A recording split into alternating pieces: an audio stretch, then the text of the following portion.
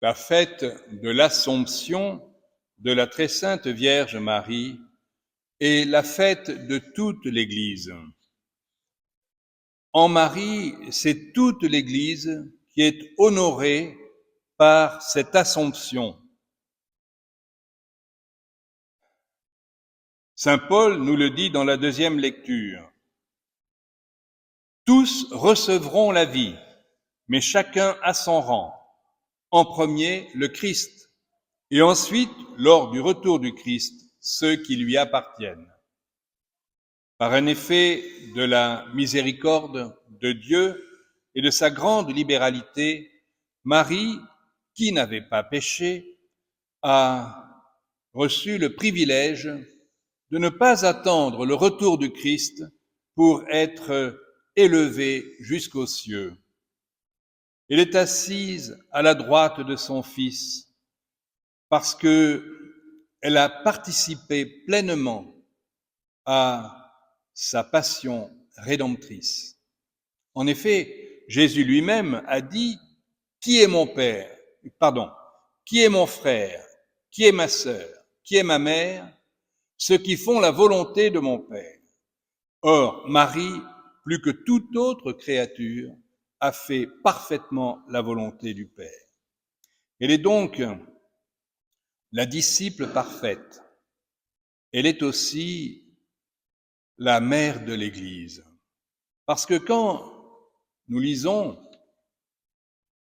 que une femme ayant le soleil pour manteau, la lune sous les pieds et sur la tête une couronne de 12 étoiles, nous pensons à Marie. C'est Marie qui est élevée dans la gloire.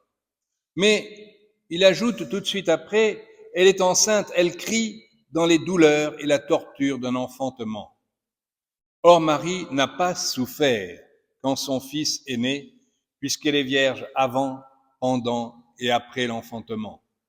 On dit Marie toujours vierge. Donc, Marie a souffert les douleurs de l'enfantement au pied de la croix, quand là, elle a enfanté tous les membres de l'Église, un par un, c'est-à-dire nous tous.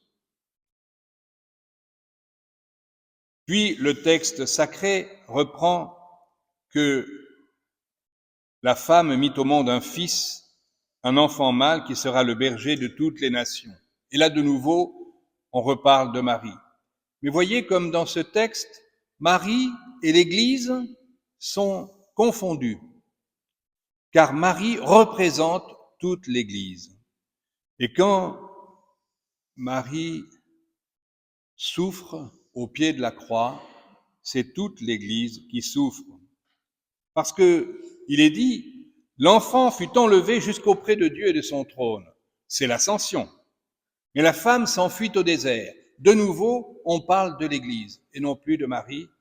L'Église qui est au désert, l'Église qui est détachée du monde. Le monde court à sa perte parce que le monde est plein d'orgueil, de violence, d'esprit de domination. L'Église va au désert parce qu'elle est unie à Dieu. Marie, donc, qui est au ciel, nous représente tous, et sa gloire rejaillit sur chacun d'entre nous.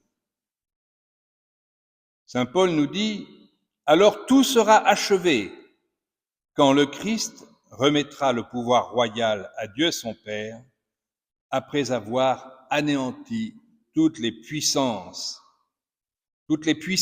contraires à Dieu, tous ceux qui s'élèvent, car Marie, dans son cantique, l'a dit, « Il renverse les puissants de leur trône, il élève les humbles, il relève Israël son serviteur, il se souvient de son amour. » Dieu ne peut pas oublier Marie. Marie qui intercède pour nous. Marie qui, dans sa gloire du ciel, nous dit, quand elle apparaît à Fatima, ou dans d'autres lieux, je retiens le bras de mon Fils, je retiens le bras de la justice pour que chacun et tous puissent avoir le temps de se convertir. Nous pouvons être en effet surpris de voir que les hommes continuent leur blasphème, continuent à offenser Dieu, continuent à établir des lois contraires à la loi divine. Et Dieu patiente, parce que Dieu ne retarde pas la réalisation de sa promesse, mais Dieu veut que le plus grand nombre soit sauvé, que tous ceux qui sont écrits dans le livre de la vie, tous ceux qui sont représentés par Marie élevée au ciel, aient le temps de se préparer. Prenons donc ce temps que Dieu nous donne comme une grande miséricorde. Prenons-le comme un acte d'amour. Que cette patience divine ne soit pas un motif d'impatience de notre part. Mais pourquoi Dieu permet tout cela? C'est ce que disent les chrétiens, quelquefois surpris par l'infinie patience de Dieu. Mais au lieu de réclamer justice, au lieu de demander à Dieu que les méchants soient punis, demandons à Dieu qu'il se convertisse, demandons à Dieu que tous ceux qui doivent être sauvés aient le temps de se sauver, d'être sauvés. Ainsi, Marie nous exprime toute la tendresse, la miséricorde, la douceur, l'humilité de Dieu.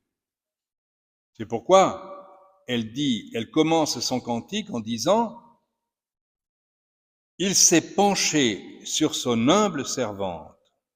Désormais, tous les âges me diront bienheureuse. » Oui, le Seigneur est bon. Et il a fait des merveilles, pas seulement pour Marie, pour l'Église, pour chacun d'entre nous. Sa merveille, c'est qu'il nous aime. Sa merveille, c'est que son amour nous rend glorieux. Pour le moment, nous vivons dans un monde avec nos propres péchés, pas seulement les péchés du monde.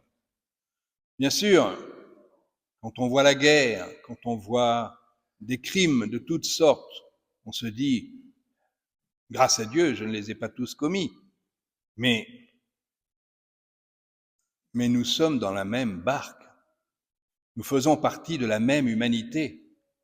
L'Église est au désert, elle pleure, elle crie dans les douleurs de l'enfantement.